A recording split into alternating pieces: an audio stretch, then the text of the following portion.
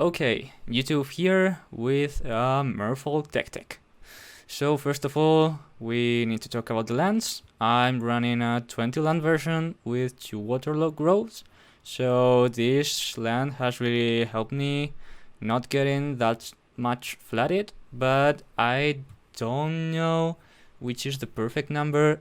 I don't think running the full playset is a great idea, but maybe you could run 3. But the thing is, I'm facing some really aggressive decks in the meta right now, so I have just run 2 for my last legs and it has gone well like this, so I'm just keeping the 2. The full playset of the mutables here, 12 islands, and I'm running Oboro and Minamo. So Oboro, you know that trick about second turn, you play Mutavault, and third turn, if you don't happen to draw your second blue source, you can add blue, tap Mutavault, return Oboro, play Oboro, and you have double blue.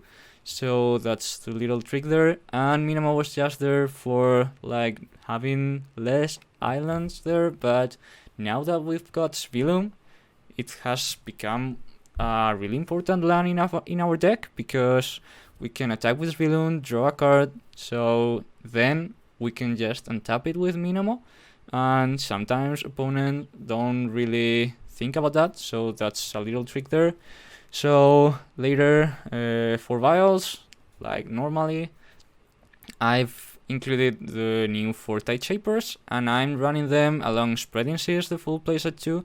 So I really like turning lands into an island, so that's it. It's really helping me out. So it's really different from Spreading Seas, because it can also be a turn 1 play that some people overlook, but it is also a good turn 1 play if you happen to follow with another Tide Shaper and Spreading Seas, or even if just opponents playing islands, so it's just a 1 mana 2/2. And then the playset of Silvergill, the 8 Lords Trickster, is one Merfolk that I really like. There are some people cutting it, but I think it's really good. The Flash, because we can hold up some interaction, some cracking Warlock Grove against control is really nice to have a Flash threat, and we can also leave mana open for Repeal. That's another tech here in my deck. I'm running it because of Merfolk Joe. The repeals are doing really great now, because there's some germs now in the meta. There's some snaring bridges in the meta that, I have Hercules Recall there in the sideboard. I'll talk later about it, but we don't really have a main deck answer to snaring bridge, so having repeal up is great. And just for 1 blue, returning the token from Caldra Complete or from Battle School and drawing a card, it's really nice. Also the tokens from the Rhino, so that's why we're running 3 repeals there. 4 Villains. It's a legendary creature, but it's the most important creature in our deck, so I'm really running the 4 ones of Svilum, and we also have 3 Forces of Negation, so that helps us when we have extra copies of Svilum. That's why I run the full playset.